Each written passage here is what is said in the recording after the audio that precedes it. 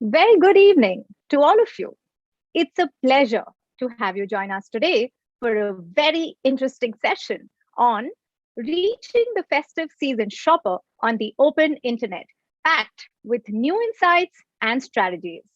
After an arduous year with the pandemic, consumers in India are gearing up to celebrate the festive season and are sure being optimistic. So today, we will take a look at a newly launched survey from the Trade Desk and YouGov on the consumer sentiment and behavior towards festive shopping sales. In this webinar, we will also see how new channels in the surging open internet offer omni-channel opportunities for marketers to influence the consumer at every stage of their journey by going beyond search and social media. But before we do that, let me tell you a little bit about MMA and break open the session.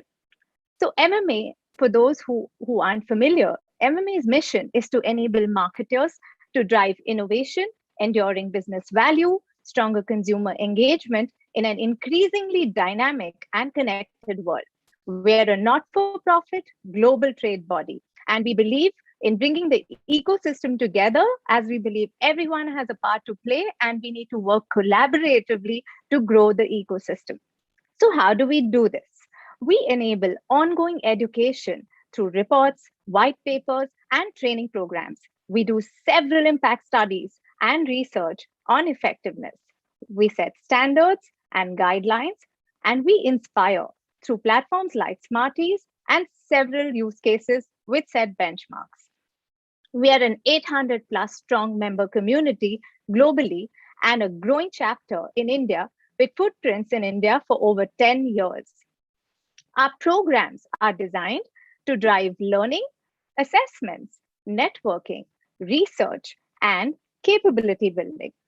We're proud to share with you of our growing AMP community, which stands for Accelerating Modern Marketing Practices. These councils represent the ecosystem true to our philosophy and help in driving education, thought leadership, building standards, and which are represented through task forces such as MarTech, e-commerce, voice, brand safety, and several others.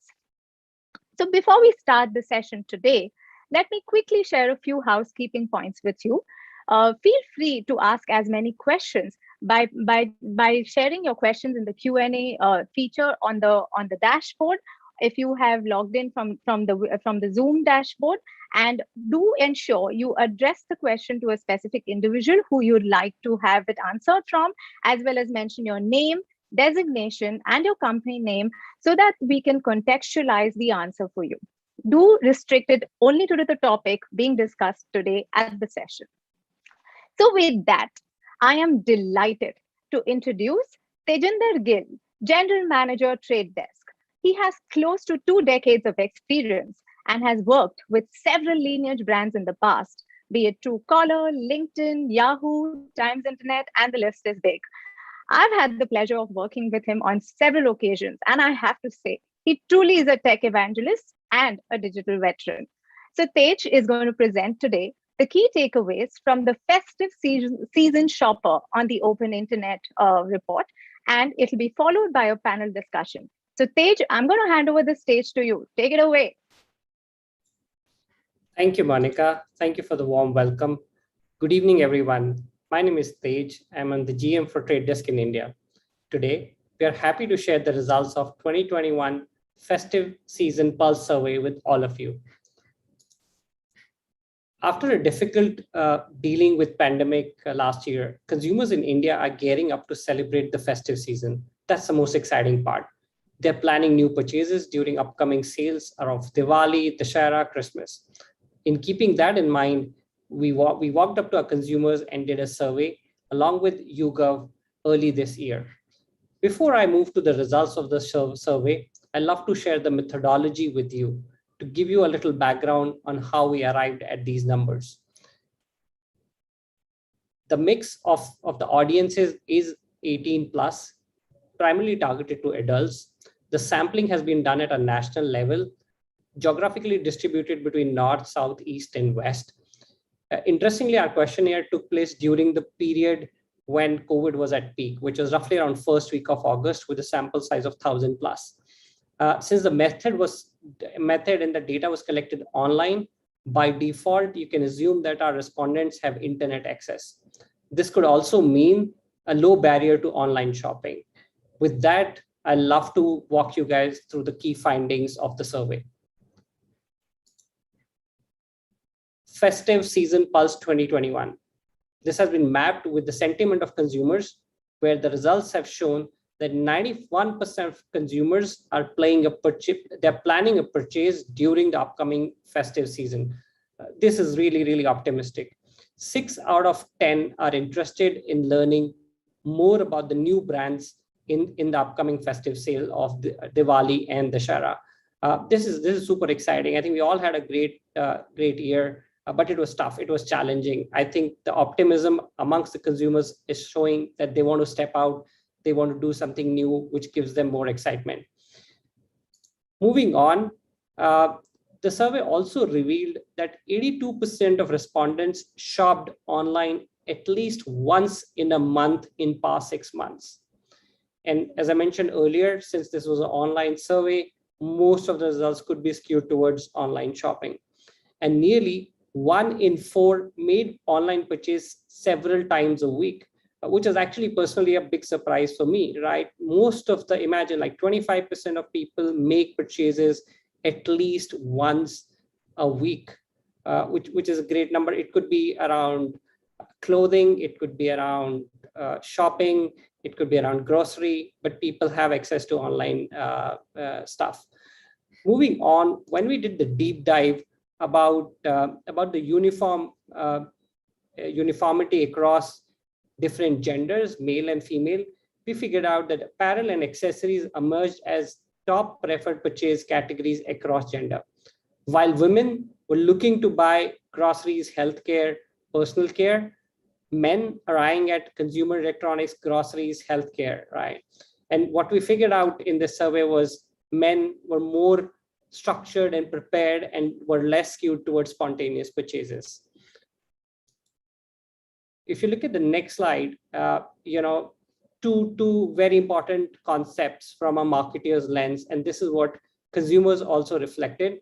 One is around brand switchers, another is brand loyalists. According to this research, Indians tend to be brand switchers, as more than half, which is 53%, are neutral or indifferent to the brand that they purchase. There is less of brand loyalty here. But in addition to that, 6 out of 10 consumers are interested to learn more about new brands in the festive season. With so many choices that consumers have today, with excitement, offers, sales events, marketers are also excited about how they can actually target brand switchers, right? By showing them the true value for the money that consumers are spending. And we actually, when we further looked at the data across gender, we figured out that women are more likely to be interested in brands offers than men. So it's 68% versus 58%. This also indicates that women are more open to ads during the festive season and give many reasons for marketers to target actually women well in advance of the shopping season ahead, rather than targeting men who already have a pre-decided need for their shopping. All of this is very important because the consumer journey is changing very fast. Thanks to last 18 months of pandemic, we are going through some irreversible changes in our lives, which are making it tough for marketers to reach consumers in this dynamic environment. When we asked our consumers about how they consume content, right? And when we asked online shoppers, where do they spend most of their time? Interestingly, consumers responded that most of the time is still getting spent on social media. But along with that, they're spending a lot of their time on OTT, short form videos, audio, news. And if you look at the orange box that we have highlighted, all of that is actually a part of open internet. And interestingly, that is a very, very important piece for not only marketers, but consumers also. Consumers also don't respect media in silos. They want to see the entire journey, right? If you go back probably a few years ago, earlier marketers were trying to understand how their advertising dollars are performing. And then it evolved to like how their advertising dollars are performing on each platform. And now marketers are very curious to know how their advertising dollars are performing across platforms holistically. And that's the view, like, can they compare audio with OTT, right? How the ROI is coming, how the data-driven marketing is possible in that kind of a scenario. To portray that, we have put an example here for you guys. Let's take example of a persona of Ria, right? Ria watches Disney Hotstar. She also listens to Jio Savan audio, reads news on News 18, receives calls through Truecaller. Now, if you look at all of this, they are like fragmented journeys for every consumer, and they're getting complex every day. The more time people spend online, the more important it is for brands to build touch points across multiple digital channels, thus reaching out to shoppers across the entire range of online activities. Now, brands who focus budgets exclusively on the last touch point before a sale and ignore the journey, that is not going to be the future ahead. They will have to figure out which channel is working well holistically. To respond to this changing consumer journey, brands have to focus on two main areas. First, developing a full funnel media strategy. Second, a comprehensive attribution and measurement across channels. If you look at the upper funnel formats, right, what we have heard always is that most people see OTT as upper funnel format, which is actually best suited to drive upper funnel goals like awareness, consideration, right? As opposed to performance formats geared towards driving actions like search. However, the research shows slightly different behavior. The data says that 1 in 2 frequent online shoppers learn about deals and promotion from ads on OTT streaming platforms. While OTT continues to be the top of the funnel important partner, equally online shoppers find it valuable that they do look at the ads on OTT platforms from a performance lens. This also holds true for other upper funnel media formats such as audio. 1 in 4 online shoppers say they hear about deals and promotions while hearing music streaming. This is an eye-opener for me, especially. Just summarizing this, as key takeaways for all of us, there are 4 core takeaways for all of us from this survey. Number 1, invest in brand basics. Supplement your performance campaigns with strong branding fundamentals. Driving awareness, consideration, and preference remain key to positioning your brand success for the long and complex customer journey of planners, and to influence last-minute impulse shoppers. Implement a media strategy that reaches consumers as they listen to music, watch OTT, browse social media, or read online news. Secondly, ensure that there is a measurement strategy across the channels, and that you are not solely focusing on the last click attribution or last click purchase. Upper funnel formats like OTT will continue to play a big role in driving awareness during this festive season, sales and promotions, and of course, driving consideration. Lastly, most exciting thing for marketers, you need to focus on brand switchers by giving them offers or giving them more value for their money, while keeping a very, very close eye on your brand loyalists, and make sure they're there with you throughout the journey. Thank you very much for paying attention to this. Now I'd like to hand over the stage to my colleague, Anil. Anil is the moderator for the panel ahead. So Anil, over to you, please. Thanks, Tej. Those were really useful insights coming out of the survey, I must say. A very good evening and a warm welcome to all the audience who have joined us for this session, for this webinar. At the outset, let me tell you that we have got an esteemed panel today for you, and I'm really very excited to moderate this panel on this topic of reaching the festive season shopper on the open internet, and I'm sure the audience will go back with rich insights around this. Let me introduce them one by one and bring them on stage, rather the virtual stage. Right. It's my pleasure to welcome Om Jha, who is Head of Media and Partnerships at Pepsico. Welcome, Om. Thank you, Anil. Nice to have you on the panel. Next, we have Rajnish Kumar, who heads digital strategy at ITC. Welcome, Rajnish, and lovely to have you on the panel. Hi, Anil. Nice to be here. Thank you so much. Welcome. Next, please welcome SHEETAL GOEL. SHEETAL heads the digital marketing at GSK. And a warm welcome to you, SHEETAL, as well. Thank you, Anil. Happy to be here with them. Great. Thanks to each one of you for agreeing to share your rich insights around the topic we have today. And just a reminder for the audience, please keep putting your questions on the chat, and we'll try and pick up as many questions as possible in the last few minutes. So let me acknowledge that no doubt we've all gone through a tough time period, but we are seeing some positive signs with COVID cases declining, vaccination is at a record level, businesses have started showing signs of some recovery, right? I just wanted to start by asking each one of you, maybe Om, we can start with you, that against the backdrop of COVID, is this festive season looking any different than previous years?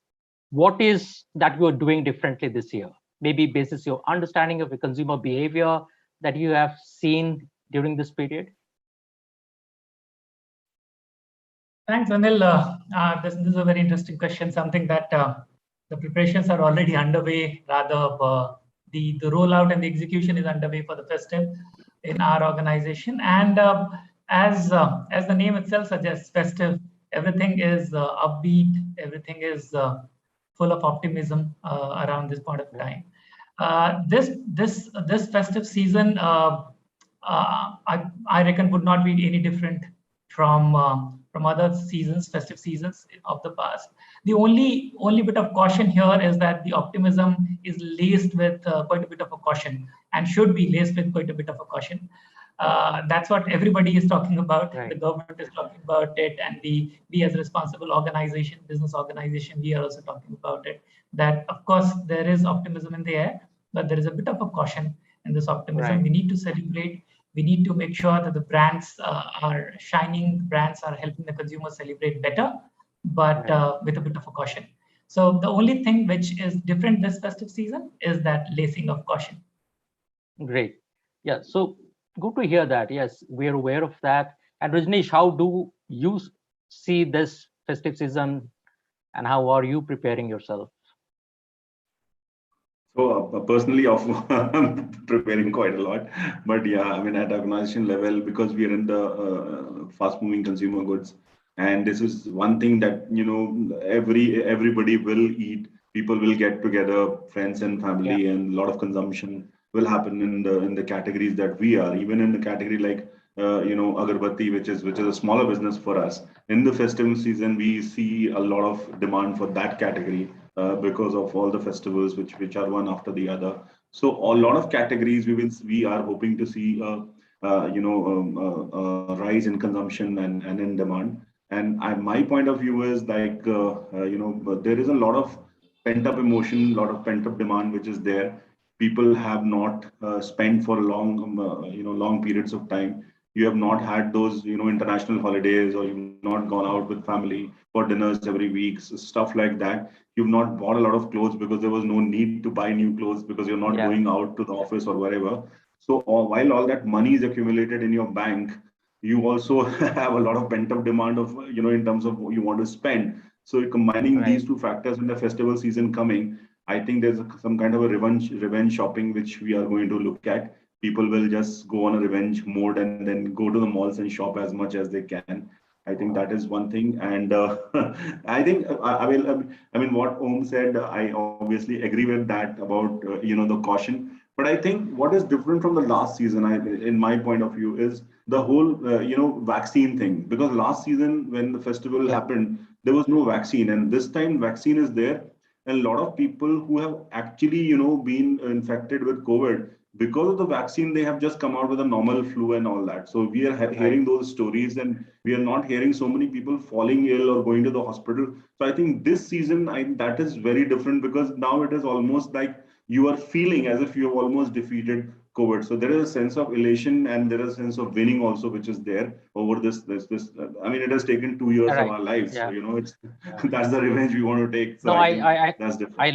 I liked your term revenge shopping. And if I ask Sheetal, right, revenge shopping layered with what Om said, a bit of caution, right? So as a healthcare brand, Sheetal, what is your overall approach like to tap into this optimism, which Rajnish and Om is talking about? See, for healthcare, there is really no season, right? You can fall sick anytime. You would require medicines or a medical product at any given point of time. But what does happen, at least for GSK, is festival is a time when people go out, meet. And even though, as Om mentioned, it will be celebration with caution, there's still that optimism that is happening, that is prevalent. And people will meet, people will talk, have these parties and consume a lot of food, etc. Healthcare is still definitely something that is tied to this whole festival season. Just one point that we have been observing in the change of the way that the consumer is also behaving from maybe last year.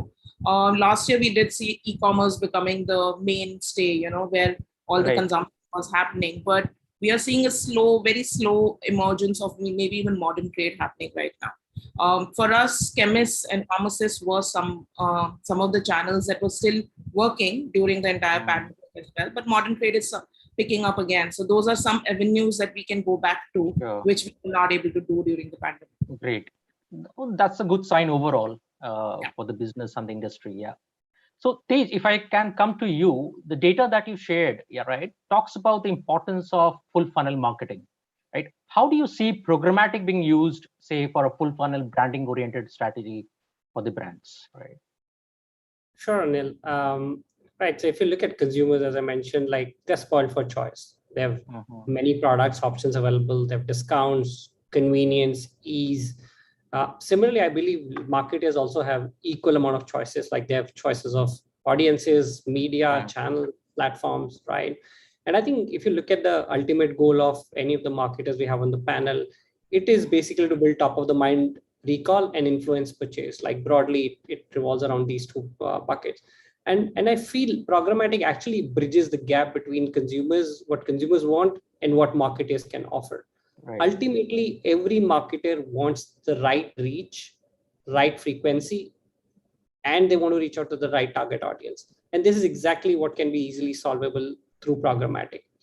As I mentioned in my survey, I think brands need to focus more nowadays, not only on the last touch point, but actually on the entire funnel, so that, they can nurture the audience well. And I think, being digital marketers, having digital marketers on the panel, I would say, optimizing our campaigns on real-time basis using data and insights, I think that is the key. And that again can be derived a lot through programmatic. Interestingly, what I've seen is that brands are experiencing some kind of challenges when it comes to maintaining consistent brand experiences. That is not easy anymore because, again, everything is becoming more fragmented in digital. And they also have to optimize performance, right, across devices and channels, especially in the open internet space. So open internet is big, it's massive, but it is also fragmented to some extent. And that is where data, insights, real-time basis can help them to stitch things together. So on this stage, you've been mentioning about open internet. There was a mention of the same even in your survey, right? For those audiences who have joined late, can you define what do you call as open internet? Oh, sure. Great point, Anil. Thanks. Open internet in simple plain English is internet outside of known social media and search platforms, which most of us are actually familiar with. And if you think about what is open internet and why marketers should focus on it, interestingly, as per the latest data, Indian consumers almost spend 8 hours online. Out of that, 70% is actually spent on open internet. And some of the key components of open internet, ANIL, are OTT, CTV, music streaming, online press. And if you think of all of this, these are reflections of old age media, I will call it, as the newspaper which our dad was used to read is now moved to online press. The radio which we used to listen to while driving in a car is more like music streaming, right? Linear TV is more OTT, right? So they're becoming like parts of digital. Right. Why I strongly believe that open internet is actually the future, because everything is more real time, and you can actually go and report ROI at a much more granular level, right? Which I think every CFO today is demanding, right? From any of us as business leaders.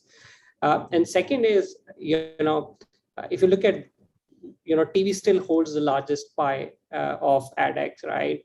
But unfortunately, that is not very measurable. All these new formats like connected TV are more easy to measure. You can use real-time data and insights. And that brings in actually a lot of flexibility to marketers, right? To change campaign at any stage of the funnel or the performance, right? So that's just to summarize, that's all about open internet. Yeah. I was also looking at one of the reports which was saying that while consumers spend a lot of time on the open internet, the investments are not in sync. The investments are more on the walled gardens as compared to the open internet. Right. Great point there, Tej.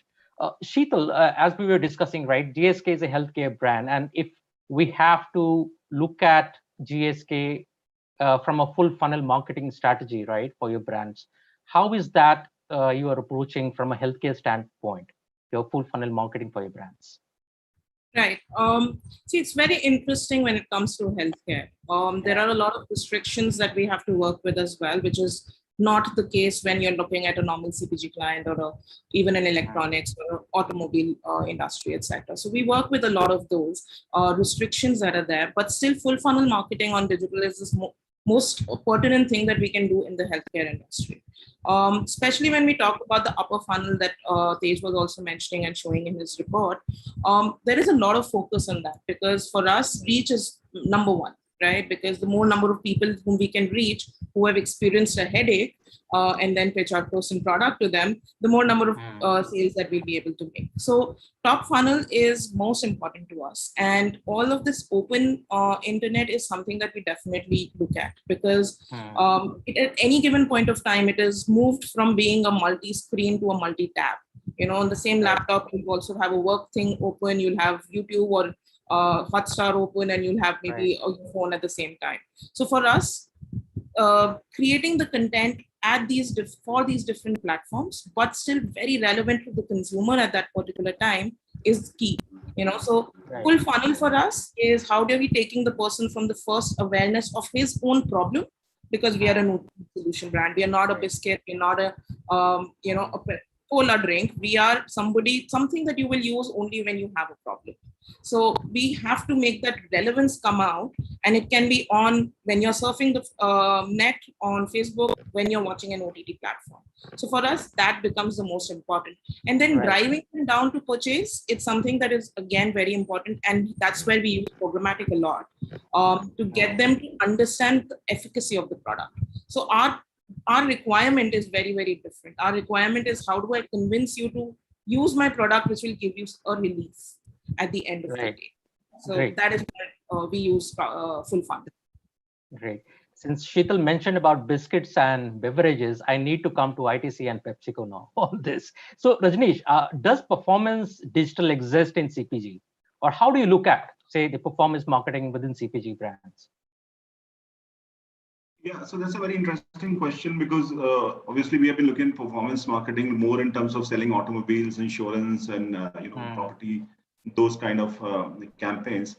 But when it comes to FMCG, the way I look at it, if I want to do a performance marketing for a biscuit, like you said, for 10 rupees, 20 rupees packet, it won't work. I mean, the customer does not buy. The buying behavior is not like that. And obviously the return on investment and ad spends will be a huge mismatch. There's no point doing it. And also it's not sold that way. But what is happening in the FMCG space, we are all, having observing that is that a lot of our FMCG players are actually creating their own stores online, like ITC store.in, our own stores. Similarly, other players are also having similar stores. So there you can actually deploy the performance marketing in a very big way. Actually, it is all performance marketing, just like any other e-commerce player. And then you look at your ad spends and then measure them against the return on the wallet that you're able to, kind of, or the complete basket that you're able to build. So then the performance marketing is for acquiring the customer, creating a lifetime value of the customer, and then what is the average basket value that you are looking at. And therefore, the performance marketing will work very well. So that's the way I look at it in terms of the FMCG. Great. Yeah. So Om, on this, like first party data has suddenly assumed a lot of importance, right? And like, how is Pepsico approaching it, or making sure that everything is in order when it comes to not only acquiring first party data, but even say using it for a full funnel strategy? Yeah, that's a very it's a burning topic. First party data with the entire news of cookies getting deprecated. Now that further got advanced by a few quarters, but yeah, this topic came to fore quite a bit, and I reckon there are a few sectors and there are a few operators in those sectors who would, for them, first party data is what they breathe in and breathe out, right? For example, telcos or any app-based business would have first party data at their disposal, because that's how they do business. But it gets absolutely interesting the moment it comes to FMCG or CPG organizations, because consumers would be very, very reluctant to share their data with an organization where they don't deem that the organization need that data, right?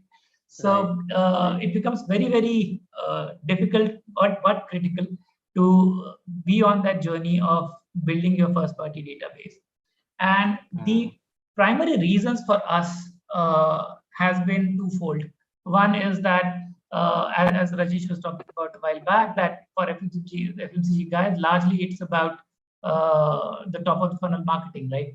Because performance is something which, of course, you can do it in a specific way, but the larger portion of your sales would still come from traditional trade and modern trade, because you get sold in the remotest part of the country, right? From the smallest village, it would be 50 odd kilometers from Barabanki to a metro like Delhi. Your products are getting sold everywhere. So how do you try and do the full funnel marketing is also trying to make the 50-kilometer away guy from Barabanki part of the funnel. Yeah, that's also the job of the marketing team. Yeah. So how do we end up doing that? So it requires a couple of things. One is that you need to know the consumer better, because in our portfolio, if you look at our portfolio, we have if you have Pepsi, we have got a 7-Up. If you have got a Dew, we have got a Mirinda.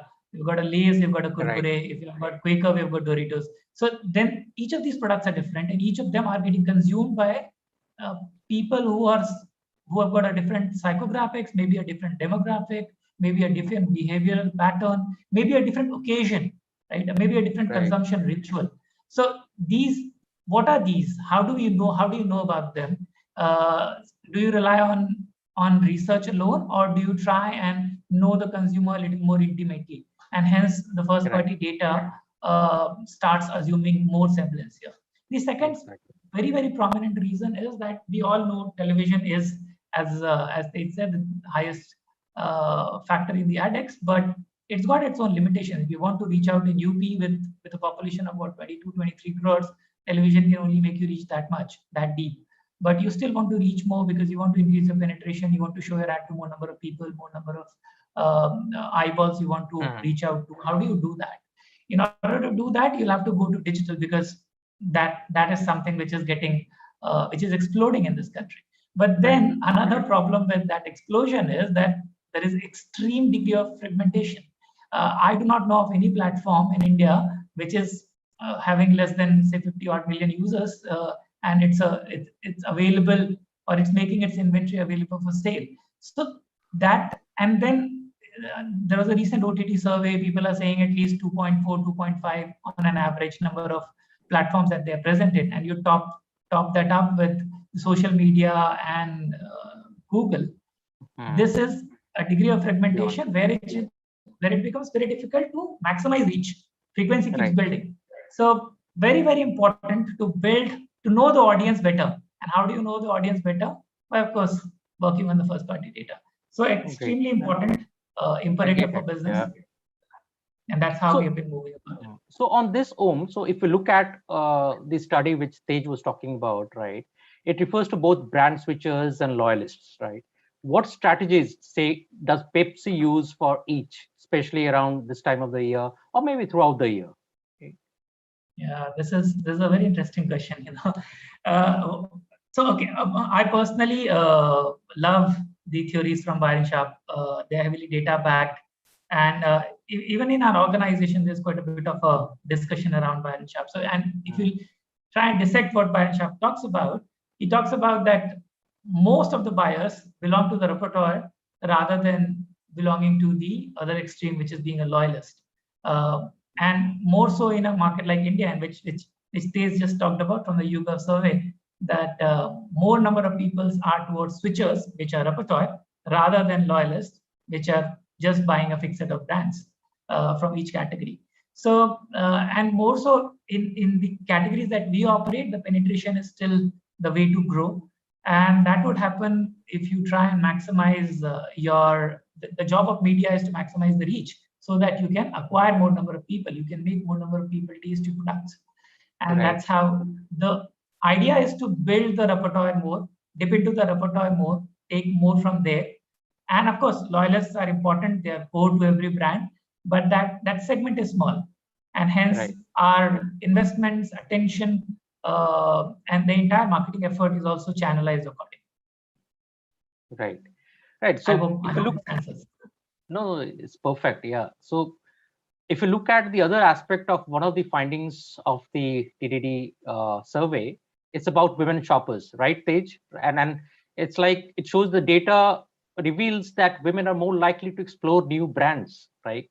So Rajnish, taking this into cognizance, what strategies, for example, ITC deploy to say take advantage of this opportunity? Or do you see women shoppers and have strategies customized to this segment? So, I mean, it's a given that women are, are people who explore more. If you just look at a, shopping pattern of a man versus a woman, if you have to buy a jean, you'll know what jeans you want to buy. You go straight away, buy that and come out. And whereas a woman will spend some 2 hours, still not buy and come out, still go to the next store. So they have a natural, that's the way our brains are wired probably. This is nothing new, I think. And this has been happening for a long time. I think what the survey is talking about, the number of options have exploded even for them, online and offline as well, but mostly online. Now you're sitting in your living room and you can explore as many brands online as you want. And the number of brands also have increased a lot. So within the FMCG category, we understand that. And within the brand, a lot of brand extensions we are also giving. For example, Ashirwad is a brand which is well entrenched among the women consumer of India. So we have extended it to Ashirwad. We have masalas, we have Swasti ghee, which is Ashirwad, which is doing extremely well. So once you have a customer which is trading with you on a long-term basis for a certain brand, the best idea is to kind of extend that brand and go into nearby categories or subcategories where again you kind of leverage the original connect with the customer and then go for the extensions of the brand. That's one of the strategy that is always very, very successful. And then also look at what is it that is changing in her lifestyle. For example, during the pandemic, I'll give you a very specific example of frozen foods. Just before March 2020, this category, we have a huge command center. We map, all these consumer sentiments on social media. And this was one category which was all red, and nobody wanted to buy because it's, full of pesticides and, all kind of preservatives, all kind of negative things were there about this category. But after March 2020, April 2020, the category started showing a lot of positive, and in fact, it became totally green. Why? Because, once you can't go out and you don't have access to the fresh vegetables, this and that, and you can't cook, even the, food cannot be ordered online. The best thing is to store this in the refrigerator, and then whether it's kebabs, whether it is, whatever the family needs, and we have some 40 varieties, and we kept on increasing. We started with 10, 20, 30, 40. Today we have 45 different varieties of frozen, all kinds of 10 kind of different kebabs, different vegetarian, non-vegetarian varieties. Just kept on increasing because we saw that today the need for cooking and the need for is still there. Having good food is still there. You cannot go out to the restaurants, but you want to consume restaurant type of food. So why not launch a new category, ITC MasterChef frozen foods? And then we did a lot of, on ITC Connect, we have recipes. Right now, this is going on. We got chefs from our hotels and they cooked recipes with those frozen foods. And we have thousands of, in every session, 500, 300, 600 women are actually cooking along with the chefs. So this is realigning yourself with the need of the hour. That's how we look at it. Right.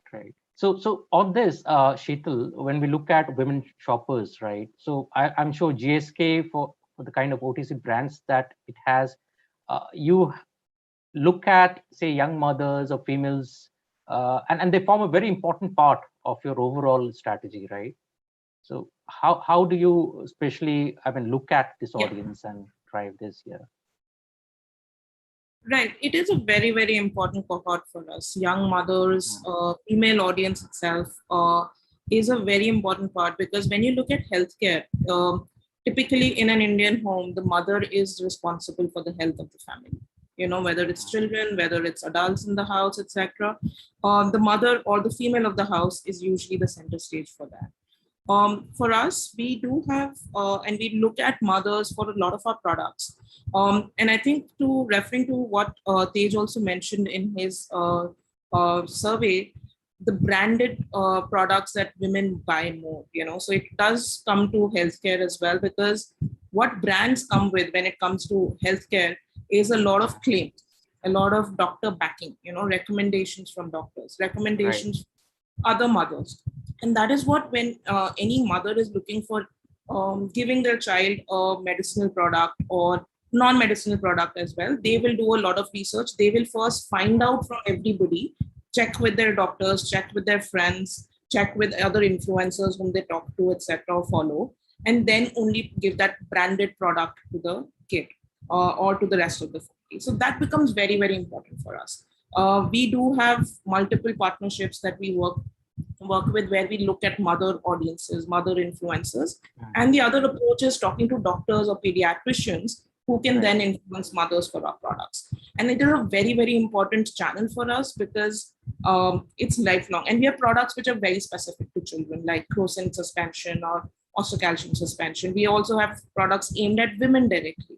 So this entire cohort of the mother audience, I won't say the female audience only, but I'll just say the mother audience is very, very important. And we understand where that survey result also came from. That brand becomes very important because it's the science that backs it up. Exactly. Right. So, Om, if we again look at this segment, or so when you look at your own strategies, targeting or say forming strategies around women shoppers, is it very largely different, or they form an important portion of your strategy or not? I'm just wanting to understand. Yeah, of course, they do. All our products are such that they get consumed by men and women alike. Right. And of course, there are a few products which are a little over-indexed towards males. There are a few which are over-indexed towards females, but that's not there's not a world of difference between the consumption pattern. While there are differences between the consumption pattern between the genders. So our strategy, you would find it to be that we would be talking to everyone. We will be talking to males, we will be talking to females, we'll be talking to everyone alike. The only demarcation that we make is on age, that we want to talk to slightly people who are higher on age,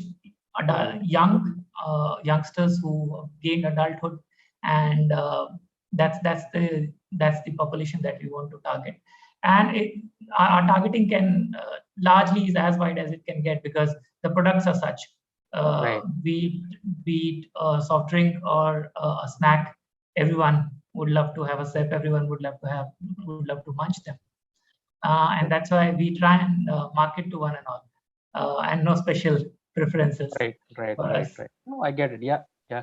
So Tej, if we look at, see, we saw the survey highlights, right? And there were some very useful insights. Now, if you want that marketers should use some of them, what are the recommendations does, say, the Trade Desk have for marketers during such period or the festive season that we're going to have, right? Sure, Anil. Probably 2 or 3 recommendations. One is omni-channel. I think what we have seen in the past, a lot of marketers think about multi-channel first. I think that mindset shift has to happen from multi-channel to omni-channel. As Om also mentioned, knowing your customer is the key, and knowing your customer journey across channels. I think that's becoming more and more important for everyone. So whenever you're building your next media plan or building your next marketing strategy, omni-channel should be right at the heart. Second, which is nothing specific about festive, but I think transparency is the need of the hour. As marketers, I strongly believe that you should demand for transparency, right? Transparency in media, measurement, everywhere. And if things are transparent, honestly, it'll save much more dollars for you, which in turn can actually be applied back to the business only, which means it'll only grow your business once you save dollars from that kitty. Third and most important that I personally feel a recommendation is straight away you should go for an audit around your third party data exposure. How does that look like today? Because the world will be going to change in next 12 to 18 months. Have you done a third party data audit for your digital marketing strategy? And start developing a testing framework for alternatives like first party data. And I think marketers like Om are setting up a great bar where they're already on a way ahead in that journey, where they have done what is required, and they're building up strategies where they know their customer in and out. And I think you need to work with partners who have an equally clear vision of changing this entire landscape. So broadly, quick summarizing: omni-channel, transparency, audit of your third-party data, right? I think those are probably 3 recommendations from our end. Well, those are really great recommendations, and we are seeing all over the place. I mean, transparency is key. Auditing your own tech stack, auditing your own processes have become so important now that citing what is going to happen, say, post to 2023, I think we need to look inwards, reassess, look at the stack, tech stack, martech stack, ad tech stack that we're using, and then choose the right one and deploy the right one for the right process, right? Yeah, great. So this is something that I want to ask Rajnish, Om, and SHEETAL, the data that we see from the survey, right, is on the importance of OTT and audio streaming, right? Of course, we're all seeing various numbers across this, that they are going up, right? So maybe I can start with Rajnish. So can you talk about how you're using these emerging channels as of now, maybe OTT, audio, CTV, and all these channels, Rajnish? So in our case, we don't use much of other channels, audio streaming and all that. But yeah, some part of it is programmatic we do use. But OTT we use a lot, especially during IPL, and Fantastic did a very good campaign during the IPL season. Ashirwad also. So a lot of brands which are relevant, and Mom's Magic, Dark Fantasy did a campaign during IPL. So it depends upon where you are trying to get a maximum reach of the right kind of audience, and the right kind of intent is there. Even Bingo would sometimes go on certain OTT channels like comedy and those kind of things, and they will own those programs and also, do some ads there. So it all depends upon what kind of audience you're looking at. So in terms of relevance, I think OTT has been most relevant for us. And then I think a little bit we have experimented with some smaller campaigns on audio streaming platforms as well. But given the category that is very mass, and we are not looking for downloads and stuff like that, those do not work so well for us so far. And maybe we have not experimented enough. But yes, OTT is very important for us as of now.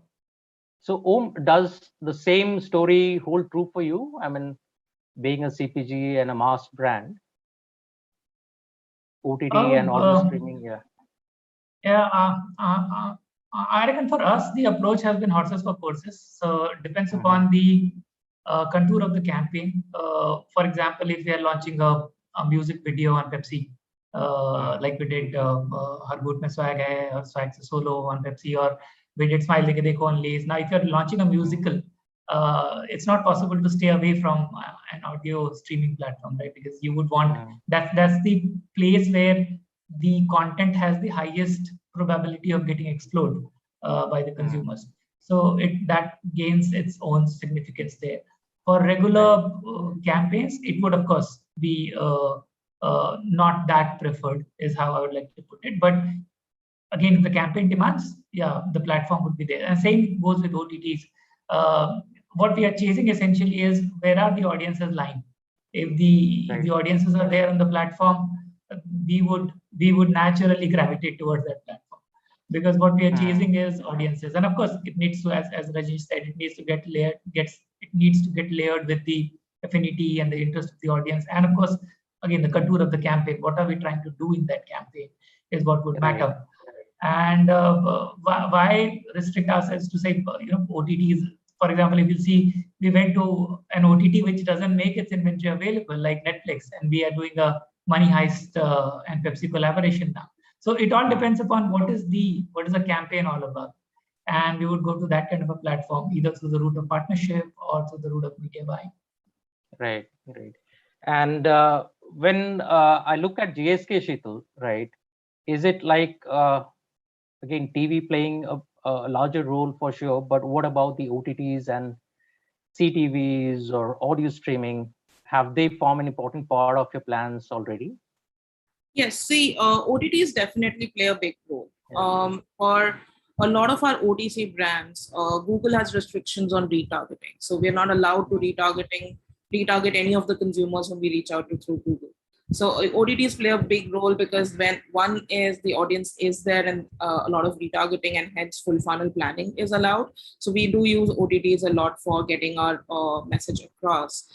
Audio streaming, not so much. Our products are not really, to the tune of which will allow a lot of audio content to be created. Connected TVs is something that we're really using as well, and it's become a big part of what we also plan for, because as you mentioned, TV is one of the bigger platforms for us. But at the same time, we do understand the trend towards cord cutters and cord shavers, and a lot of the connected TV audience is that audience, which is the cord cutter audience. That becomes very important for us to increase our incremental reach over the TV audience, and that comes in through these OTTs on connected TVs. So that becomes a big part of our planning as well, because that is where we will get incremental reach over TV. So that's where we are also moving towards, and especially when we're looking at the overall programmatic buying part of it. Those are avenues that we are exploring. Great.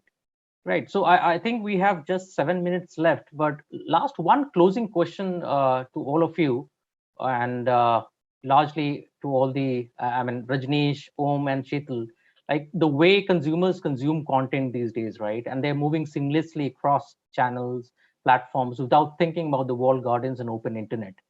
Do you see relevancy in having a good mix of both? Maybe Rajnish, if you can, maybe a short reply on this. A mix of both walled garden plus the open internet. Yeah, I mean, the way I would look at it, that, you look at the whole consumption of the content and the way people are consuming it, on a daily basis. So how much time you spend on social media, how much time you spend watching videos on YouTube, how much time you spend doing WhatsApp, how much time you spend watching Netflix or Prime Video, and then if you look at the whole thing and how much you're listening to music on either Spotify or Amazon Music or wherever it is, then you look at the whole mix, and accordingly you can, based on the audience that you are targeting. And the way we look at it, we look at creating beyond the cohorts and the segments. We also look at the personalization of the content to a particular type of audience. So the same ad for the same brand has different versions. For somebody who loves sports and cricket, a different version of the content will be served, versus somebody who loves music, a different version of the content will be served, versus somebody who's a first jobber on a young person, who's consuming a lot of comedy, then we have a different kind of content. So you have to be relevant to the audience. I hear this a lot in terms of 8-second goldfish and all that, and then I watch 8 hours of a series of Fodder on Netflix and stuff like that. So it is the content which is important, not to, if you can tell a story, great story in 10 seconds, if you can tell a great story in 1 minute, 2 minutes, that's what you go for, and then you can choose the right media mix based on where you think your audience will be there, and then go for it. So Om, for you, open internet, walled garden, mix of both? Yeah, it's got to be a mix of both, definitely for us. And as completely echo with whatever Rajnish just talked about, that one of the biggest challenges for marketers now, and it's going to get accentuated even more in future. How do you hold on to the attention span of that audience on that screen? How do you do that? And the role of the content is going to become much more critical in days to come. And the platforms which would support that would obviously become would garner a bigger favor from the advertiser and brands. And the point that SHEETAL also talked about, that if a platform would try to be more restrictive, then of course people will try and find solution to that, this or the other. And because the agenda of the brand is the most critical agenda, and all of us, we exist for that. How to solve the problem for the brand and the consumer, how to make the two of them meet each other, talk to each other. So we'll find a way for that, this way or that, open internet or walled garden. How about you? How about you, SHEETAL? So I agree with both Om and Rajnish. It will have to be a mix of both. One, for us, because the walled gardens do allow us a lot of reach, measurable, etc. So that's not something as a marketer that you can let go of, because you are trying to get as many people in as you want. But the relevance is something that can be built up maybe through the open internet and not just through the walled gardens. And because the consumer is moving, and that's where you would also want to move, I think it'll have to be a combination of both. The ratios will continuously change, which what becomes, and as Om mentioned, what platform offers what, and how much of the consumer, that is where the marketing monies will also move to, I think, yes. Right. So, okay, thanks, SHEETAL. So we'll look at some of the questions. We don't have much time, but a lot of questions coming your way, Tej, right? And like one of the questions which has been posted here is, with cookies going away for good, how does Trade Desk plan to offer a seamless view of the audience journey across platforms and media buys?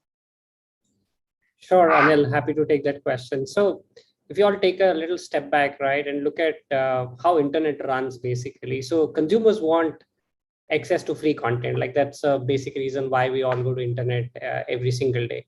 Marketers actually want to show the relevant ad or the brand message to them. And the third is publisher, who are an important part of our ecosystem. They want to monetize content. And if you try to balance all three of them, we need to make it very clear to the consumers that targeted advertising funds great free content. And why it is important for us to understand is that, keeping that fundamental principle in mind, we're already launching an industry-wide initiative called as Unified ID 2.0, which is an upgrade to cookies. It is not something which is replacing, but it's much bigger and better, which upgrades the privacy controls for consumers while preserving the relevance of advertising. It is hashed, it is encrypted, it is open source, and it can be converted back to email addresses, right? So that's the core, and this can be used as a single sign-on for publishers for any of the websites, which can enable single-click login for consumers to sign up. So a lot can be read online on this, but I'm happy to have this discussion offline as well. But Unified ID 2.0 is the solution to replace third-party cookies. Sure. I think we've got a lot of questions, but due to paucity of time, I think we can answer some of these questions and send it back. But I think we're just about out of time to wrap up. I really want to thank MMA for inviting me to moderate this panel, and really thank all the audiences who have put in all relevant questions. And last but not the least, thanks to all the panelists for giving you interesting insight around the survey that Trade Desk has come out with. The link to the survey, you will be able to find it in the chat box, and request the audiences and anybody who is looking for this survey to just go and click and access the link. Right. Thank you so much. Thanks everyone. Thanks, Tej, and thanks all the panelists. Thank you. Thank you, Anil. Thanks. Thank you, all of us. Yeah. So thank you, everybody. This truly was interesting. I must say, I also learned a lot. And I can see that the attendees have also felt so much more educated that, they're all leaving comments as well on, sharing feedback on how interesting they found the session. And it surely is useful because in many ways, it's a very new phenomena for a lot of the industry. So I'm so glad to be doing this and having you guys engage for it, because you were totally able to cover all the right aspects. And since Anil, you've done most of my job, I'm going to keep this short. Very big thank you to all of you. Truly appreciate your participation. I do want to definitely do a special shout out, Anil, for you for moderating this session, and to Trade Desk for educating us so well on the open internet, because it is really important to understand, given that the data is showing the stickiness and penetration out there. With that, I do want to remind you guys that we've been leaving the link for you in the chat. Do make sure you download a copy of this report before you leave. It is going to be super useful. You'll be able to recap on some of the insights that were discussed in terms of online shopping, the categories that you should be focusing on from a festive season standpoint, how the shopper is behaving and spending time on screen, and of course, the growing role of open internet. All of it is captured within that crisp report. Must pick it up. Having said that, I do look forward to seeing you again for our next upcoming event, which is the Smarties Gala. It's a super special edition. You must be there. We do also have a couple of launches which will be announced and unveiled at the Smarties. You can scan the QR code to register yourself. And till then, hope to keep in touch with you via our social media handles. Feel free to visit our website. You could scan the QR code to follow us on social media. Thank you so much and have a lovely evening.